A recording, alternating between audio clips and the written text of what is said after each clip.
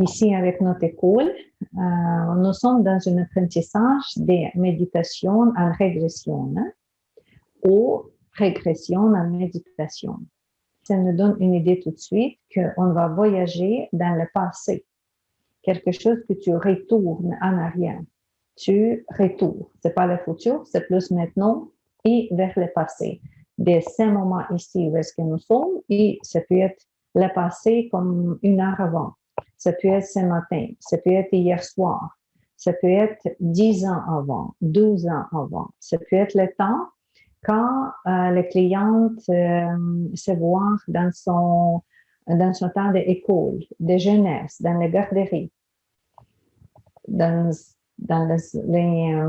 l'état d'être enfant. Après ça, la prochaine étape, le client peut se voir au ressenti, parce que nous sommes toujours conscients dans ce moment-là, quelqu'un qui n'est pas encore né, mais fœtus dans sa mère. Il y a les périodes comme ça, aussi très importantes pour nous, pour notre santé, pour qui nous sommes aujourd'hui. Plus tard, je vais vous parler pourquoi c'est important. Et finalement, on peut mettre le client encore en régression dans les conditions avant la vie, celle-là que nous avons aujourd'hui.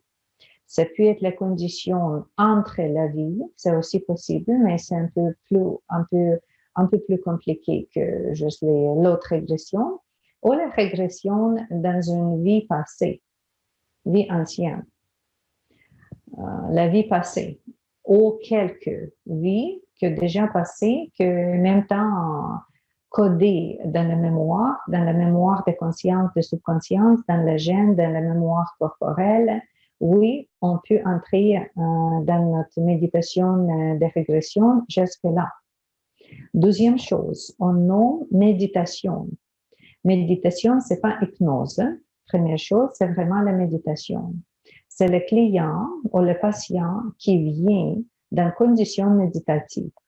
Qu'est-ce que la condition méditative? C'est simplement la détente, la relaxation complète, qu'il n'est pas trop de pensée. Il n'est pas d'activité cérébrale bêta, mais activité cérébrale alpha ou theta.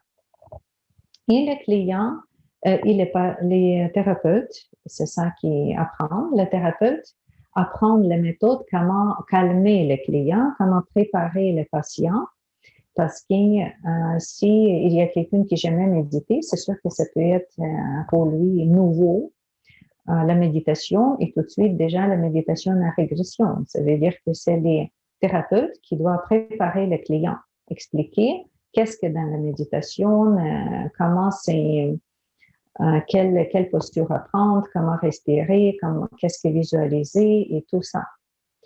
Et pourquoi on fait ce traitement-là? Quel bienfait? Premièrement, nous avons, comme j'ai déjà parlé, nous avons beaucoup d'expériences déjà à la vie, à cette vie ici.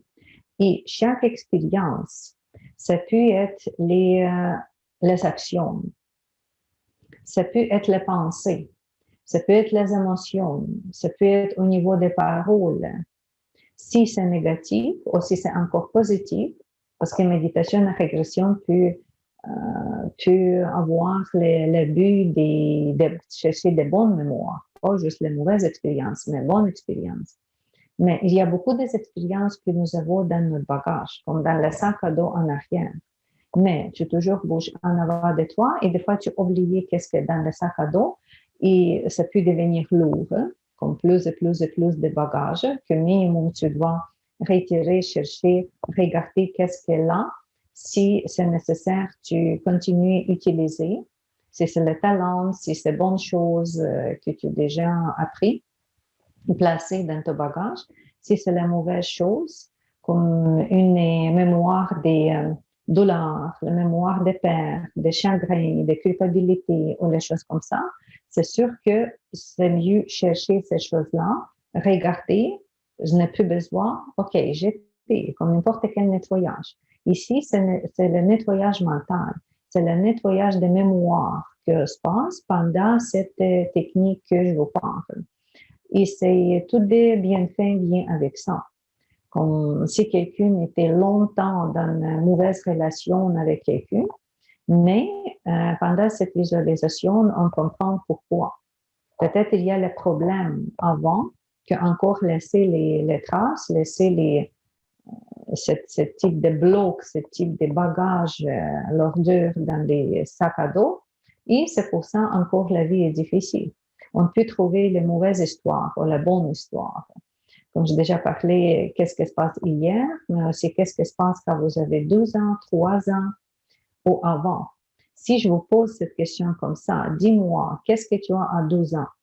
Peut-être il n'y a pas de mémoire active dans votre tête. Vous ne pouvez pas rentrer tout de suite dans cet épisode-là, mais quand vous êtes en détente, quand le client en détente, quand le client dans la relaxation, quand il déjà entre dans cette atmosphère de support, atmosphère de douceur, de lâche-prise que le thérapeute encore produit ou organise, c'est sûr que tout fonctionne différemment.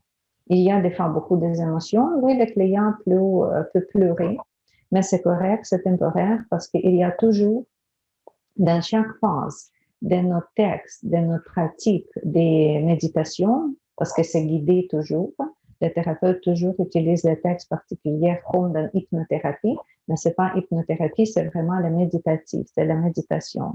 Il n'y a pas de danger, il n'y a pas de souci avec ça. Et dans nos textes, nous avons toujours les paragraphes pour libérer les choses négatives et intégrer plus et plus de positives.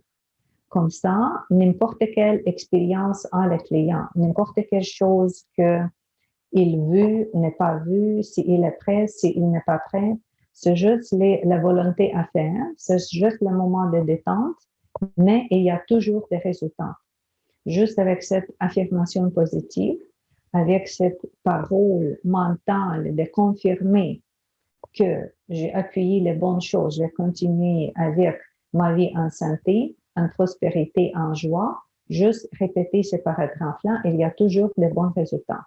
Et c'est tout ça que thérapeute en relation d'aide, parce que c'est ça notre cours, le but de notre cours, où la technique méditation à régression peut nous donner comme des bienfaits.